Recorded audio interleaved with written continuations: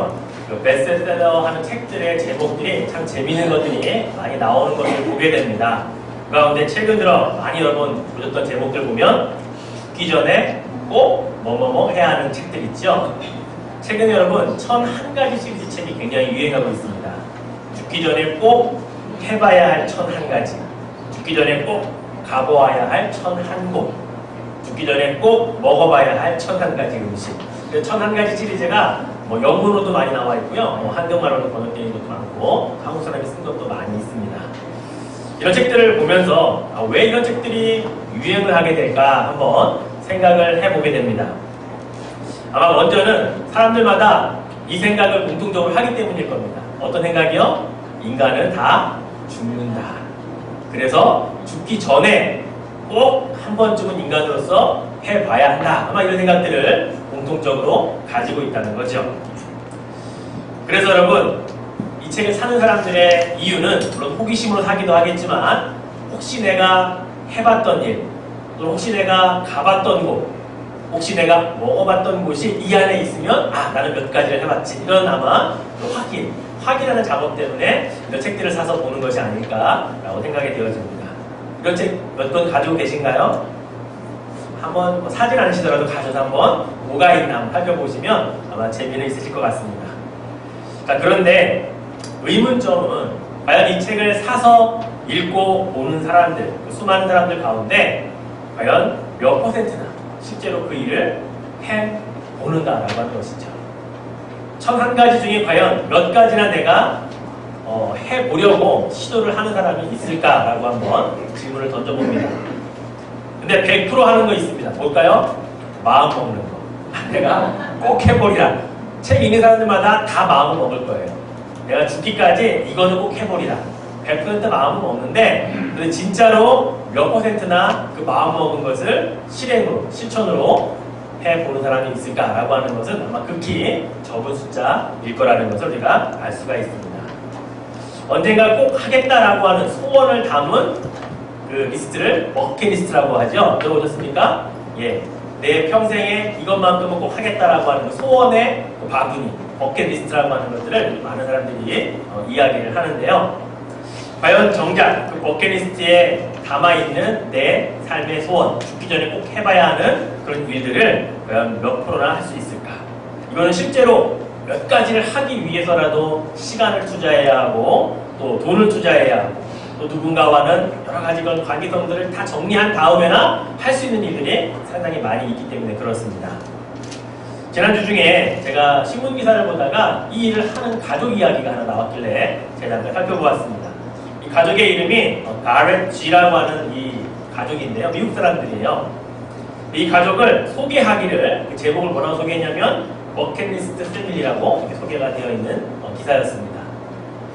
이 사람들은 미국에서 하던 사업 정리하고 건물 팔고 집 팔고 일부러 남겨두고 5만 불만 캐시로 딱 들고 세계 여행을 가족들과 함께 시작을 했다는 내용입니다. 그 가운데 지난주에 한국에 들려서 그것을 이제 사람들이 취재해서 한국에서 뭐 어디 가보는 곳 이런 장소를 소개하는 기사를 제가 잠깐 읽어보았습니다. 이렇게 하는 일이 쉬울까요? 어려울까요? 어렵죠. 쉬우면 기사에 안 납니다. 다 하는 거기 때문에. 어렵기 때문에 이렇게 하는 사람들의 이야기가 신문 기사에 소개가 되고 있다는 것이죠. 그렇습니다. 사람은 누구나 소망하는 일이 있고 꼭 해보고 싶은 일들이 있습니다. 그래서 죽기 전에 꼭 해보겠다고 마음먹는 사람들이 참으로 많이 있다는 것이죠. 그런데 실제로 그것을 행동을 옮기는 사람들은 많지 않다는 것을 우리 주위에서 또 나 자신을 보더라도 너무나 잘 알 수 있다는 사실입니다.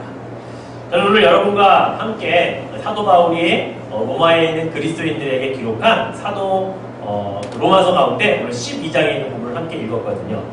이 말씀을 보면 마치 주님이 우리들을 향해서 버킷리스트를 적어놓은 것 같아요.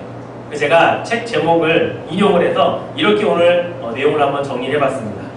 우리 주님께서 우리를 향해 버킷리스트를 만드셨는데 죽기 전에 꼭 변화되었으면 하는 그리스도인의 모습 12가지. 오늘 본문에 보면 총 12가지가 소개가 되어 있습니다.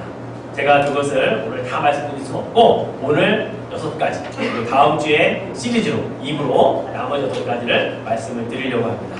과연 주님은 오늘 사도 바울을 통해, 물론 편지는 로마에 있는 그리스인들에게 썼지만, 그러나 지금 오늘 우리, 이 오레곤에 있는 우리들에게 이 편지를 쓰셨다면, 그 가운데 주님이 원하시는 그 버킷리스트, 즉 주님이 원하시는 나를 향한 버킷리스트가 과연 어떤 것이 있는지 우리 6가지를 한번 여러분과 살펴보도록 하겠습니다. 자, 그 첫 번째, 뭘 가장 주님이 원하시냐면, 첫 번째는 사랑에 거짓이 없는 사랑이 되기를 원하신다는 겁니다.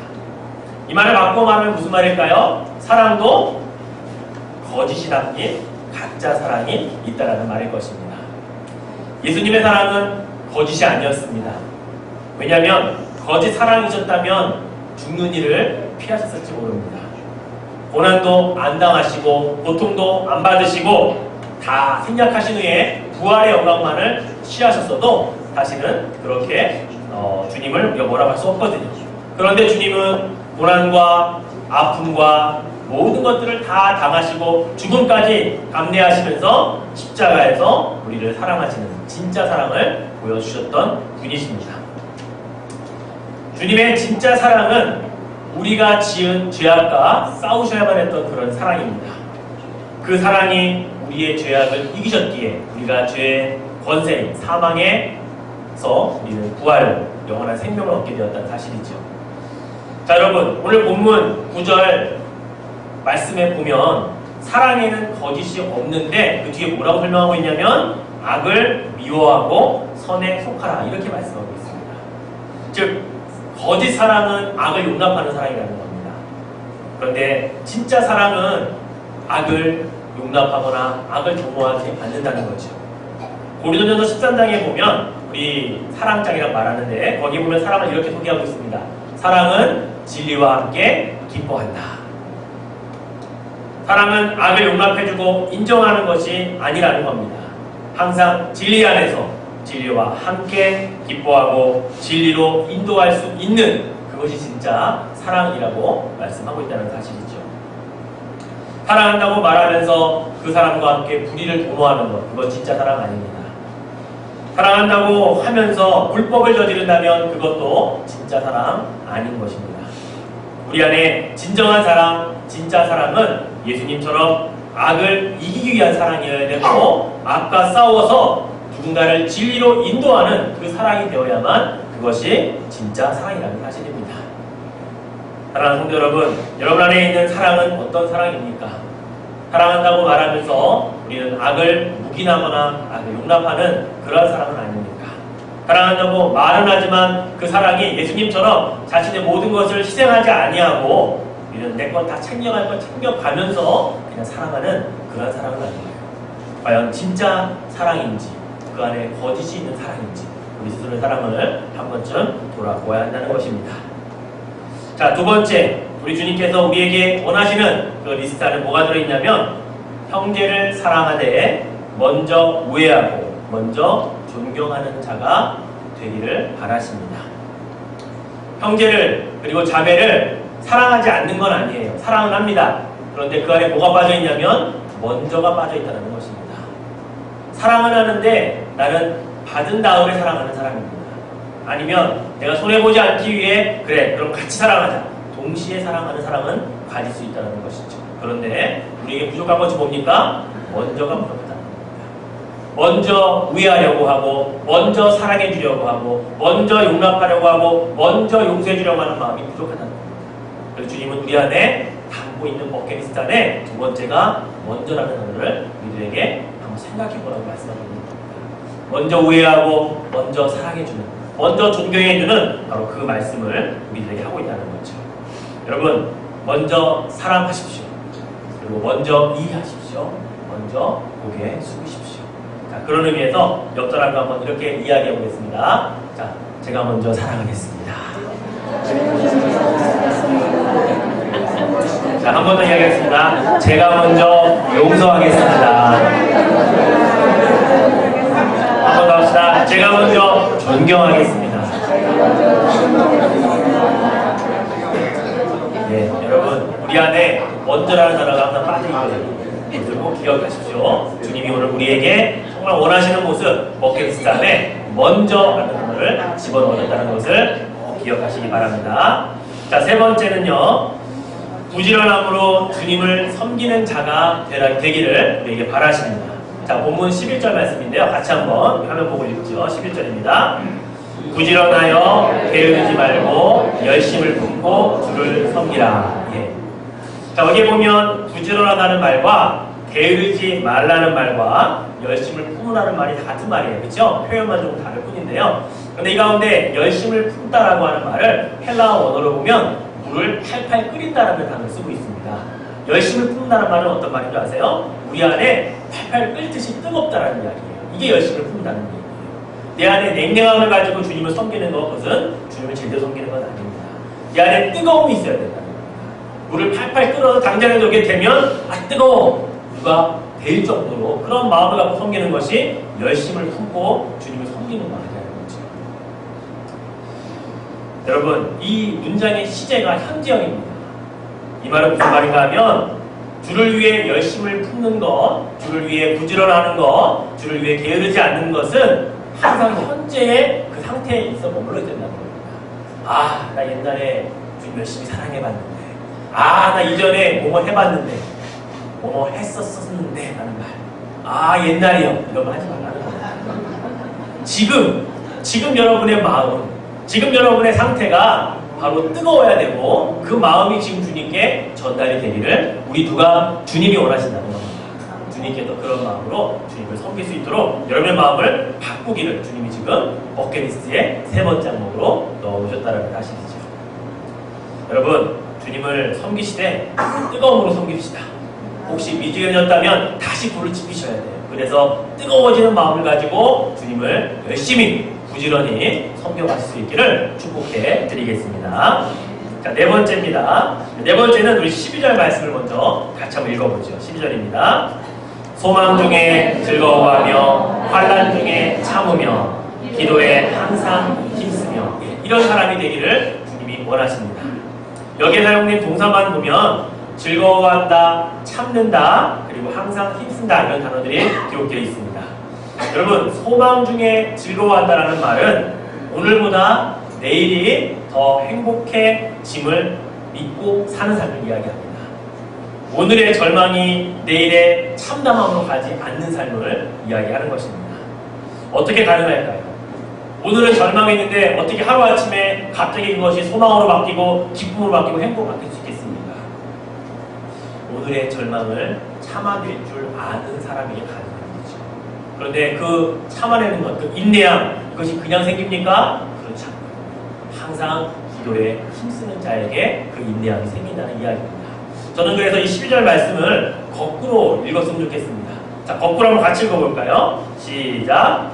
기도에 항상 힘쓰고 환난 중에 잘 참아내면 소망 중에 즐거워할 수 있습니다. 그렇습니다. 그러니까 거꾸로 가야 돼요. 항상 기도에 힘쓰는 자가 환난이 와도 참는 인내심이 필요할 수 있다. 인내심이 생기는 겁니다. 그 인내심이 있어야 소망을 품을 수 있고 그 소망이 즐거웠고 행복한 삶을 바뀔 수 있는 겁니다. 바로 우리는 이러한 삶을 주님이 원하신다라고 하는 것이에요. 여러분, 소망은 거저 생기지 않습니다. 우리 속담에 소도 비빌 언덕이 있어야 비긴다는 말이 있듯이 소망은 그냥 막 생기는 게 아니에요. 기도하는 가운데 기도를 항상 열심을 품고 할 때 그 가운데 우리가 인내를 소망 중에 환난 중에 참을 수 있는 인내를 품으면 그것이 소망이 되어지고 오늘만 참으면 내일은 좋아지고 이런 소망이 인간의 행복으로 만들어져 갈 수 있다는 것이죠. 바로 이것을 우리 주님은 우리에게 이야기하고 계십니다. 이게 바로 주님이 나에게 원하시는 네 번째 모습이라고 하는 것이죠. 자, 다섯 번째 모습은 항상 베푸는 사람이 되기를 주님께서 원하십니다. 13절 말씀에 보니까 성도들의 쓸 것을 공급하며 손 대접하기를 힘쓰라 이렇게 이야기하고 있습니다. 그런데 이 말씀은요, 지금 바울이 초대교회 시절에 쓰고 있잖아요. 로마 제국 시절에 쓰고 있단 말이에요. 로마에 있는 그리스도인들에게. 이것은 굉장히 시급한 현실적인 문제를 담고 있는 내용입니다. 무슨 말인가 하면 정말로 내가 베푸는 사람이 되는 것이 쉽지 않은 상황에서 베풀라고 이야기하고 있는 상황이라는 거죠. 초대교회 성도들이 가난했습니까? 부자였습니까? 가난했습니다. 왜요? 이때만 해도 마음 놓고 신앙을 내가 가지고 표현할 수가 없는 시대고, 그러니 숨어 사는 사람들이 많았고요. 어떤 일을 하는데 내가 그리스도인이라는 이유 때문에 일을 하지 못하고 쫓겨나는 일들도 많이 있었던 시대였다는 거죠. 그런데 내가 풍부해서 내가 무엇을 많이 가지고 있어서 성도들의 쓸 것을 공급할 수 있는 상황이 아니었다는 사실입니다. 그런데 바울은 성도들의 쓸 것을 공급하라라고 이야기하고 있다는 거죠. 이런 상황이면 어떨까요? 지금 우리 아이들에게 먹을 것을 겨우 마련했습니다. 그리고 이것을 주면 우리 아이들이 배불리 먹는 게 아니고 겨우 이 시장기만 몇 알 정도의 그 음식을 준비했습니다. 그런데 우리 옆집에 사는 같은 성도, 같은 그리스도인의 삶을 보니까 그 집 아이들은 아예 먹을 것이 없습니다. 그럴 때 어떻게 해야 될까요? 우리 아이들이 이것 줘서 배부르는 게 아니고 그냥 겨우 시장기만 몇 알 정도의 그 정도밖에 없는데 이것을 성도들의 쓸 것을 공급하라는 말씀을 들었다면 어떻게 해야 될까요? 그거라도 나눠야지 어떡하겠습니까? 이게 바로 성도들의 쓸 것을 공급하라는 이야기예요. 그냥 내가 있어서 내가 이만큼 있으니까 이만큼 주지, 이 정도의 수준을 가지고 성도들의 쓸 것을 공급하라는 말씀을 하고 있는 게 아니라, 정말로 어렵고 힘들고 나도 아무것도 없지만 없는 가운데 그것을 공급할 수 있는 그 마음을 가지라고 이야기하고 있다는 것이죠. 근데 여러분, 이것은요 한 가지 더 꼭 필요한 사항이 있습니다. 뭔지 아세요? 관심이 있어요. 지금 내가 배가 고프고 내 가족이 지금 당장 먹고 살 것이 급한데 어떻게 남을 돌아봅니까? 내 가족밖에 지금 신경 쓸 겨를이 없는데, 그런데 성도들의 쓸 것을 공급하기 위해서는 누군가는 나보다 더 힘들어하지 않는지, 누군가는 나보다 더 없지 않은가를 돌아볼 수 있는 관심이 있어야 된다는 사실입니다. 바로 성도들의 쓸 것을 공급하라는 말에는 누군가의 아픔과 누군가의 그 배고픔을 관심을 가져야 된다는 말까지 함께 하고 있다는 사실이죠. 주님은 이것을 지금 우리에게 버킷리스트에 넣고 있다는 이야기입니다. 나는 과연 우리 성도들의 어려움과 아픔과 그런 현실들을 제대로 적신하고 있는가? 관심 있어 하고 있는가? 이것을 물어보고 있는 겁니다. 우리 가족, 내 식구, 내 자녀들, 내 친척, 이 테두리 안에서 우리는 벗어나지 못하잖아요. 내 것 먹고 살기도 바쁜데, 나도 힘들어 죽겠는데 내가 누구를 신경 쓰냐? 이렇게 말하는 것을 너무나 당연시 여기고 너무나 우리는 정당하고 있지 않냐는 거죠. 근데 성경은 그렇게 이야기하고 있지 않다는 겁니다. 바울은 이 말을 쓰면서 로마의 성도들의 삶을 모르는 게 아닌데도 불구하고 성도들의 쓸 것을 공급하라고 이렇게 말씀하고 있다는 것은 그리스도의 삶이 이래야 되기 때문에 바울은 이렇게 기록하고 있다는 사실이죠. 이것은 주님은 우리에게 지금 오늘날 살아가고 있는 이 풍성한 시대를 살아가고 있는 지금 우리들에게 주님을 말씀하고 있다는 사실입니다. 손 대접하기를 힘쓰라. 여러분, 이 손은 손님이죠. 그런데 이 손이라는 단어를 헬라어 원어에 보면요, 우리말로 정확하게 번역하면 손님이라고 하는 표현보다는 나그네라고 하는 표현이 정확합니다. 사실 우리가 손님 그러면 우리 집에 초청해서 온 사람 또는 제대로 잘 차려입고 집에 방문한 사람이 손님일 수 있어요.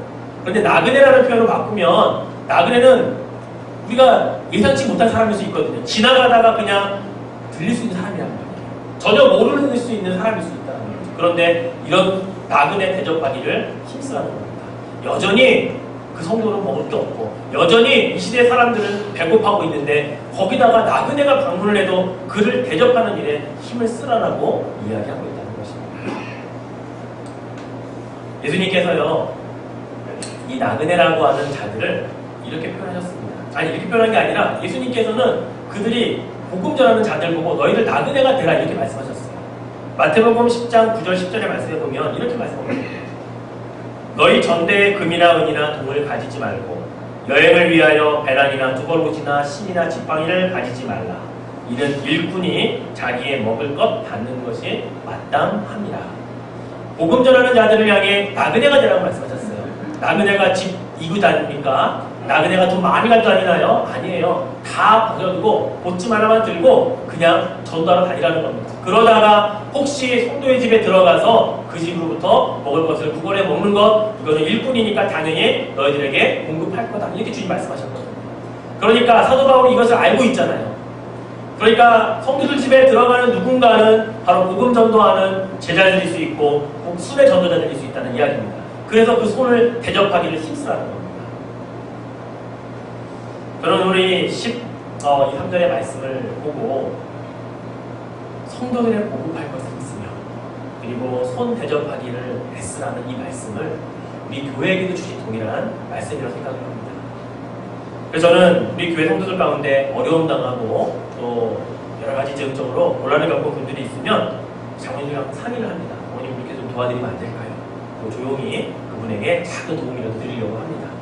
교회가 해야 할 일이기 때문에 교회가 관심 가져야 할 대상들이기 때문에 그렇습니다. 그리고 우리 교회를 방문하시는 목사님들이나 또는 잠깐 왔다 가시는 선교사님일지라도 최선을 다해서 우리는 그분들을 대접하려고 했습니다. 왜? 그분들이 평생 한 번 방문하고 더 이상 못 올 분일 수 있거든요. 그렇기 때문에 어떻게 해서든지 힘들든 어렵든 우리의 상황과 상관없이 잘 해드려서 보내려고 하는 마음이 우리 교회의 마음이고 우리들 모두의 그런 마음이라고 생각을 합니다. 그러나 이것은 교회뿐만이 아니고 우리 성도님들 각자도 이런 모습과 마음을 가질 수 있어야 된다는 겁니다. 주님이 이렇게 여러분들이 변화되기를 지금 바라고 계시다는 사실입니다. 여러분, 우리의 쓸 것도 없는데 누군가에게 관심을 갖고 공급하기 위해 애쓰는 그 마음, 바로 이것이 주님이 지금 오늘날 우리들에게, 오늘날의 성도들에게 요구하는 모습인 것을 여러분 귀에, 여러분 마음에 새기시기를 주의 이름으로 축복해 드리겠습니다. 자, 오늘 마지막 6번째입니다. 6번째 보니까 나를 박해하는 자를 축복하는 자가 되라고 주님은 그렇게 말씀하십니다. 사도 바울은 예수를 핍박하는 사람이었습니다. 그런데 예수님 어떻게 하셨습니까? 그를 사랑으로 안아주셨죠. 그리고 그를 용서하셨고 그리고 그를 축복하셔서 그에게 이방인을 섬기는 이방인의 사도로 삼아주셨습니다. 어떻게 보면 핍박하는 자를 축복하는 그 모델을 우리 예수님께서 우리들에게 보여주셨다고 볼 수가 있습니다. 여러분이 한 가지 질문을 드려볼게요. 여러분에게 만약에 구약시대와 신약시대를 두 가지로 나눠본다면 여러분은 구약시대를 사는 사람입니까? 신약시대를 사는 사람입니까? 신약시대를 사는 사람이겠죠. 그렇죠? 구약시대는 보통 우리가 율법의 시대라고 말을 합니다. 신약시대는 은혜의 시대라고 말을 합니다. 즉 우리는 율법의 엉뚱한 사는 자들이 아니고 우리는 은혜를 받고 사는 신약시대의 사람인 것은 분명합니다. 다 그렇게 믿으시죠? 자, 그런데 여러분 구약시대의 삶은 어떤 삶이었냐면 눈에는 눈, 이에는 이 이런 생각을 가지고 사는 시대였습니다. 꼭 우리 가운데 아직도 눈에는 눈, 이에는 이 내가 당한 만큼 갚아줘야 된다. 내가 핍박받았으면 나는 핍박해야 된다. 내가 손해받았으면 손해를 보상을 받든지 상대방에게 손해를 입히든지 이런 마음을 가지고 사는 사람들은 아직도 구약시대에 사는 삶이라는 거죠. 은혜시대에 사는 사람이 아니라 율법에 의해 사는 사람이라는 것입니다. 신약시대 삶은 어떤 삶입니까? 오른뺨을 맞으면 왼뺨도 돌려대는 삶이 신약시대의 삶입니다. 나를 박해하는 자를 똑같이 박해하고 핍박하는 것이 아니라 그를 축복하는 그런 마음을 가지고 사는 시대, 그런 마음을 가진 사람들이 사는 시대가 바로 은혜인 신약시대에 사는 삶이라는 것이죠. 바로 예수님께서 보여주신 바로 그 모습인 것입니다. 그런데 여러분, 신약시대가 살기 쉬우세요? 구약시대가 살기 쉬우세요? 살기는 구약시대가 훨씬 쉽습니다. 받은 대로 갚아주면 되거든요. 당한 대로 보고 가면 되거든요. 그런데 신약시대에 사는 사람들은 손해를 봐야 하고 당해야 하고 때로는 내가 잘했음에도 불구하고 잘못했다라고 그렇게 말해야 하는 시대가 바로 이 신약시대입니다. 그런데 주님은 오늘 본문에서 우리에게 마지막 6번째 항목을 뭐라고 말씀하시냐면 너희를 박해하는 자를 축복하라. 축복하고 저주하지 말라. 구약시대의 율법으로 살지 말고 신약시대의 은혜로 살아라. 이렇게 우리들에게 말씀하고 있다는 사실입니다. 여러분, 어떻게 사시겠습니까? 어떠한 마음으로 이제는 변화되기를 원하십니까? 우리는 이제 구약시대가 아니라 신약시대의 은혜의 삶을 살아야 하겠기에 또 주님은 우리에게 그렇게 살기를 바라시기에 이제 우리가 변화될 필요가 있다는 사실을 꼭 기억하시기를 바랍니다. 말씀을 정리하죠. 우리 믿는 자들이요, 그리스도인들이 변화하려고 하지 않으면 우리는 그대로 머물러 있는 것이 아니고 우리는 퇴보하게 되어 있습니다. 한 걸음 전진하기는커녕 그 자리 지키는 것은요, 한 걸음 뒤로 물러나는 삶이라는 것입니다. 왜 그런 줄 아세요? 세상이 우리가 가지고 있는 기독교적인 사고나 생각들을 인정해주지 않고 틀리다라고 말하고 있는 시대에 살고 있습니다. 성경의 진리를 그대로 선포하는 것을 어렵게 만들고요, 그것을 선포하지도 못하게 하는 시대, 말하면 그것은 법적으로 잘못되었다고 법의 심판을 받으라고 말하는 시대에 우리는 살고 있기 때문에 그런데도 불구하고 내가 변하지 않고 그냥 이대로 가졌사오니 여기에 머물겠사오니 이것을 그대로 지키겠사오니 이렇게 말하면 우리는 더 이상 진보가 아니라 머물러 있는 것이 아니라 계속해서 퇴보될 수밖에 없다는 사실이죠. 사랑하는 성도 여러분, 우리는 살면서 우리 개인에게, 나 자신에게 이런 생각들을 가지고 있지 않습니까? 내가 이런 사람이 되었으면 좋겠다. 내가 이런 그리스도인이 되었으면 좋겠다 라는 생각들을 가지고 계시지 않습니까? 우리 그것을 기대치라고 이야기하잖아요. 내가 나를 향한 기대치가 다 있지 않습니까? 마찬가지입니다. 우리 예수님께서도 여러분을 향한 기대치가 있어요. 여러분에게 이렇게 살도록 이만큼까지는 와야 하지 않겠냐고 여러분에게 바라시는 그 기대치를 주님은 가지고 있다는 사실입니다. 내가 십자가에서 내 피를 흘리면서까지 구원해 주었는데, 그리고 내가 이렇게 구원받은 백성으로 살도록 이렇게까지 내가 너희를 보호해주고 너희를 용서해주고 용납해 주었는데 여기까지는 와야 하지 않겠냐라고 우리들에게 기대치를 말씀하고 있는 거죠. 저는 그 기대치를 오늘 여러분에게 6가지만 말씀을 드린 겁니다. 주님의 그 기대치가 주님의 그 버킷리스트에 들어있어서 이렇게 6가지만 먼저 한 주간 살아보지 않겠니라고 우리들에게 말씀하고 있다는 것을 여러분 기억하십시오. 여러분께 저는 이번 한 주간 여러분이 씨름을 좀 했으면 좋겠습니다. 무슨 씨름이요? 말씀을 한번 살아보려고 하는 그런 씨름을 한번 해보셨으면 좋겠습니다. 그냥 한 주간 살다가 또 다음 주에 오셔서 나머지 6개 들으면서 내가 지난 6개 못 들었더라 이런 삶을 살지 마세요. 말씀을 들었으면 그 말씀이 여러분 삶 속에서 어떻게 적용이 되고 어떻게 살아가는가를 한번 좀 시도해 보셔야 하지 않겠습니까? 더구나 이것이 주님이 여러분을 향한 기대치랍니다. 주님이 정말로 내가 죽기 전에 여러분들이 꼭 변화되었으면 하는 그 버킷리스트에 들어있는 항목이라면 여러분이 한 번쯤 그것을 위해 열심히 한번 6가지를 살아보셔야 하겠다는 것이죠. 저는 그래서 다음 한 주간, 한 주 지나고 이 자리에 다시 오셨을 때 여러분이 주님 제가 6가지 한번 살아봤거든요. 나머지 6개가 참 궁금합니다. 나머지 6개 어떤 걸 저에게 말씀하실지 오늘 기대하고 말씀을 듣겠습니다. 이런 사모하는 마음을 가지고 오셨으면 좋겠습니다. 여러분 그러한 삶을 살아드림으로 우리 주님의 버킷리스트, 여러분의 그 소원이, 주님의 소원이 하나씩 이번 주간을 통해 이루어 드릴 수 있기를 주의 이름으로 축복해 드리겠습니다. 함께 기도하죠. 그렇습니다. 누구나 다 기대하는 바가 있고 그 기대치가 있습니다. 그것을 이루면 우리 자신도 좋고 나에게 바랬던 그 사람은 더 행복하고 좋아할 겁니다. 여러분, 주님이 오늘 여러분에게 기대치 6가지를 말씀하셨습니다. 첫 번째가 사랑에 거짓이 없는 사람이 되라고 말씀하셨습니다. 그리고 형제를 사랑하되 먼저 우애하고 먼저 존경하는 자가 되라고 하셨습니다. 그리고 주님을 섬기되 부지런함으로 게으르지 말며 열심을 붓고 섬기라고 하셨어요. 그리고 소망 중에 즐거워하고 환난 중에 참고 기도에 항상 힘쓰는 자들이라고 말씀하셨습니다. 그리고 항상 베푸는 사람, 성도들의 쓸 것을 공급하고 손 대접하기를 힘쓰라고 우리에게 말씀하셨습니다. 마지막으로 박해하는 자, 축복하는 자가 되라고 말씀하셨습니다. 6가지를 이번 한 주간 동안 주님이 나에게 원하시는 모습이니까 한번 이렇게 살아보겠다고 시간 주님 앞에 결단의 기도를 함께 올려드립시다. 기도합니다. 사랑의 주님, 오늘 우리에게 원하시고 소망하시는 주님의 버킷리스트를 공개해 주셨습니다. 12가지 중에 오늘 6가지를 우리가 들었습니다.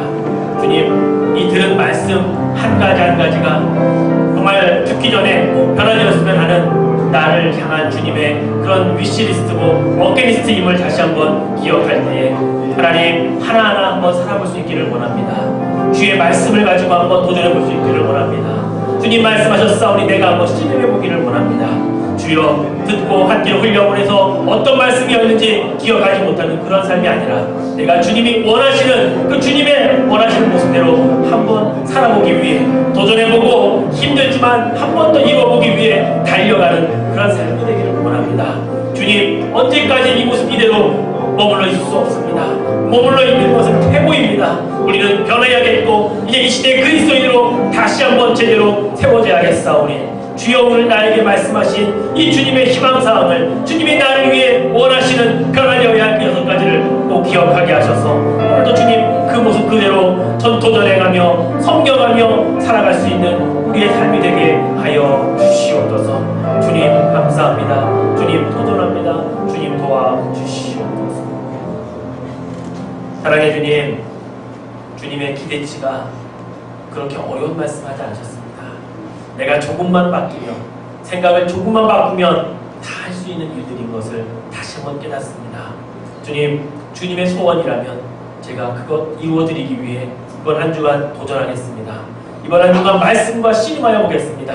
그리고 다음 주에 왔을 때에 실패하였노라, 패배하였노라, 이렇게밖에 못 살았노라, 회개하는 그런 모습이 아니라 주님, 제가 이렇게 살아봤더니 이렇게 변했습니다. 이렇게 도전해봤으니 이것을 제가 이룰 수 있었습니다. 주님 앞에 자랑할 수 있고 주님 앞에 고백할 수 있는 그런 삶을 살도록 도와주시옵소서. 그래야 나머지 6가지가 궁금하여 주님께 얼른 그 말씀 해달라고 주님 앞에 고백하는 그런 귀한 삶이 되게 하여 주시옵소서. 주님, 도전하오니 도와주실 줄로 믿사오며 사랑하신 예수님의 이름으로 간절히 기도드립니다. 아멘. 찬송가 289장 부르시면서 준비한 예물을 드리도록 하겠습니다.